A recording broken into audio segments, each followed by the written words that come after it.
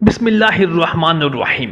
جب حضرت نوح علیہ السلام کشتی بنا رہے تھے تو ایک مومنہ بوڑھی عورت روز اللہ کے نبی کے پاس اپنی گٹھری لے کر آتی اور کہتی، اے اللہ کے نبی، کب کشتی روانہ ہوگی؟ حضرت نوح علیہ السلام فرماتے، ابھی دیر ہے۔ وہ عورت شام تک بیٹھی رہتی اور پھر اٹھ کر چلی جاتی۔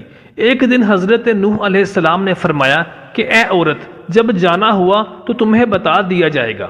یہ عورت واپس چلی گئی اور انتظار کرنے لگی کہ کب نوح علیہ السلام بلائیں گے۔ اسی دوران عذاب آ گیا اور کشتی روانہ ہو گئی، لیکن حضرت نوح علیہ السلام نے اس عورت کو نہ بلایا۔ ظاہری طور پر نوح علیہ السلام کو اس کو بلانا بھلا دیا گیا۔ جب طوفان تھما تو ایک دن حضرت نوح علیہ السلام کے دل میں محبت اٹھی کہ شہر کو دیکھوں جہاں سے چلا تھا۔ وہاں آئے اور قریب جا کر دیکھا تو ایک جھونپڑی میں دیا جل رہا تھا۔ حضرت نوح علیہ السلام یہ دیکھ کر چونک گئے کہ روئے زمین پر کوئی ایسا گھر بھی ہے کہ اتنے عظیم طوفان کے بعد بھی جس میں چراغ جل رہا ہے۔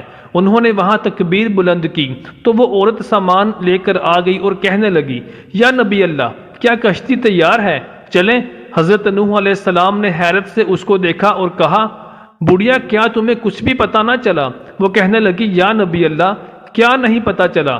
کہا، اتنا بڑا سیلاب آیا، بارش آئی، تمہیں کچھ بھی پتہ نہ چلا؟ بڑھیا کہنے لگی، یا نبی اللہ، بس ایک دن بادل گرجے تھے اور کچھ ہلکی سی پھوار پڑی تھی۔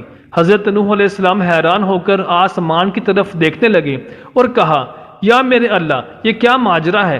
اللہ تعالیٰ نے حضرت نوح علیہ السلام پر وحی بھیجی کہ اے میرے پیارے نبی، اس عورت کے دل میں چونکا تمہاری محبت تھی اور تم نے اسے پابند کر دیا تھا، اور چونکا تمہارا اس سے وعدہ بھی تھا کہ نجات کی کشتی میں اسے لے کر جاؤ گے، تب جب کہ تم نے اپنا وہ وعدہ پورا نہیں کیا۔ لیکن اے نوح علیہ السلام، میں تو تمہارے وعدے کا ذمہ دار تھا، اس لیے میں نے اس بڑھیا تک عذاب پہنچنے ہی نہیں دیا۔